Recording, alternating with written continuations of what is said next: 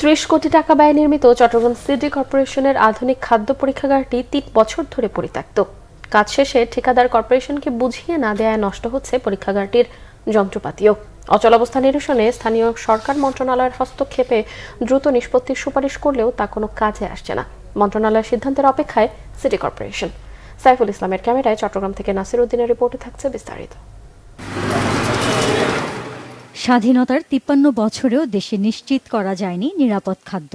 ভেজাল খাদ্যের কারণে বাড়ছে নানা রোগ ব্যাধি। অসাধু ব্যবসায়ীদের বারবার জরিমানা করেও বন্ধ হয়নি এই অনাচার। তাই ভেজালমুক্ত খাদ্য উৎপাদন ও বিপণন নিশ্চিতে 2013 সালে এডিবির অর্থায়নে ঢাকা ও চট্টগ্রামে 2টি খাদ্য পরীক্ষাগার নির্মাণের উদ্যোগ নেয় স্থানীয় সরকার মন্ত্রণালয়।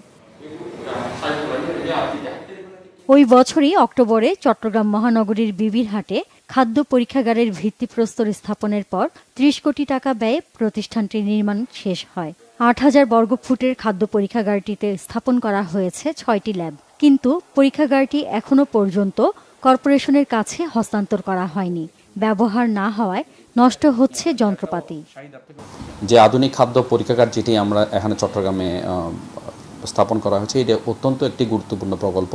এটি 2021 সালে এটার কার্যক্রম শেষ হয়েছে এবং এটি আপনার বিদ্যুৎ বিল সহ যাবতীয় পরিচালনা ব্যয় কিন্তু আমরা নির্বাহ করে যাচ্ছি, কিন্তু কিছু টেকনিক্যাল কারণে এখনো পর্যন্ত আমাদেরকে এই স্থাপনাটা বুঝিয়ে দেওয়া হয়নি। আমরা প্রতিনিয়ত টাকাটা দিয়ে যাচ্ছি। ভেজাল বিরোধী আমরা অভিযান পরিচালনা করি।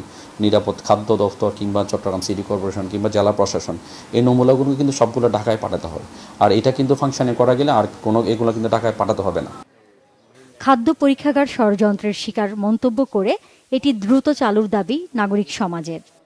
একটা প্রতিষ্ঠান তৈরি হওয়ার পরে সেটা পরীক্ষায় যেতে পারছে না, কোনো ব্যবস্থা নিচ্ছে না। চট্টগ্রামের যত বেকারি থেকে শুরু করে মানে খাদ্যদ্রব্য উৎপাদন করে সবগুলোই ভেজাল, আমদানিকৃত পণ্য সহ।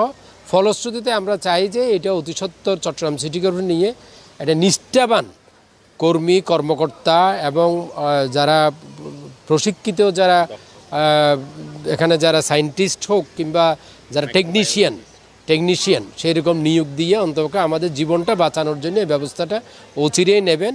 এই যে ফুড সেফটি ল্যাব যেটা করা হলো, এইটা ঠুনকো অজুহাতে যে কার্যকর হচ্ছে না, এটাকে ফাংশনিং করা যাচ্ছে না, এটা হলো খুবই দুঃখজনক একটি ঘটনা। বিপুল পরিমাণ অর্থ ব্যয়ের ফলে এটা কাজে আসবে না, এর থেকে দুঃখজনক ঘটনা কিন্তু আর হতে পারে না। চালু হলে আধুনিক যন্ত্রপাতি সম্বলিত এই পরীক্ষাগারে নির্ধারিত ফি দিয়ে যে কেউ যাচাই করতে পারবেন খাবারের মান। Bangla vision news desk.